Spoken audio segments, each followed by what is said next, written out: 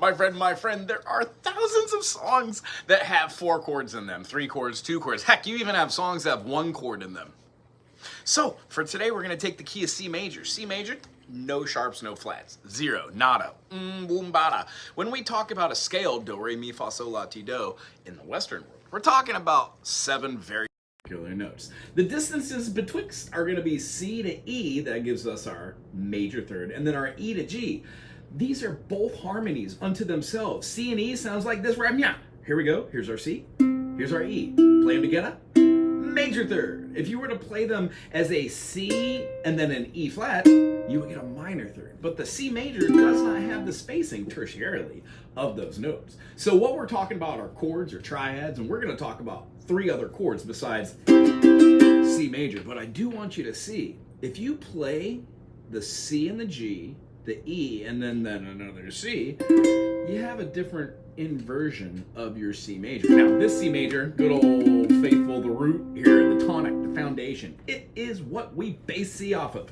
When we put the E as being the lowest note on a stringed instrument, it then turns it into an inversion. What we's talking about is the C, G, E is the lowest note, and then there's another C. On the ukulele, these are called perfect primes because they are the exact same tone. Yeah. So you can play inversions like this of the C major all around this fretboard. That's what this channel is about. If you haven't already subscribed, put a thumbs up, go to the channel, check out some stuff, or Google some of these crazy music vocab terms.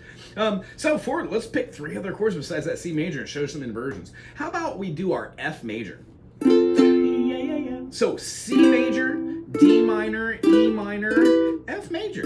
F major is the major 4th. It is one of 3 chords in a 7-note system that have a major. That would be the 1, the 4, and the 5. To be exact, the root, the prime, the 1, the foundation, or we could go all the way to the subdominant, which is our F, or the dominant, which is the G. Our subdominant right here, it pulls a lot of the energy of the chord progression. So if you're doing like C major, feels good. If we also go to G, it has a stronger pull than an F did, and you want to go back to the C. A deceptive cadence would go to the A minor, but I just did a video with the A minor, so let's check out doing another minor chord. Yay. Let's take our, let's do a diminished. In the key of C, we have a G7. It's called a 5 dominant. But when we move this note, our passing note, to the F sharp in the key of G, we get a G major 7. We don't want that for this. Too happy, too jazzy. We're going to drop it down to an F, keep the same B and the D, and we get a chord called a 5 dominant. This also is referred to as the B diminished because when we're talking, we don't say things twice. So C, D minor, E minor, F major, G major, A minor, G7. Why 2 Gs? What happened to B? We have to include those by name. These things are called enharmonic equivalences when we have the same name. So like a C sharp or a D flat. Same thing. Chords do the same thing. Even though we name a chord one thing, it has a multitude of other different names when you do extensions. So I digress. If you dig on this, thumbs up, subscribe, put something cool in the comment section. I would say let's just jam out on our C to our F, and then we're going to do our G to a G7 or a B diminished, and that goes right back into C major perfectly. Don't forget about dynamics.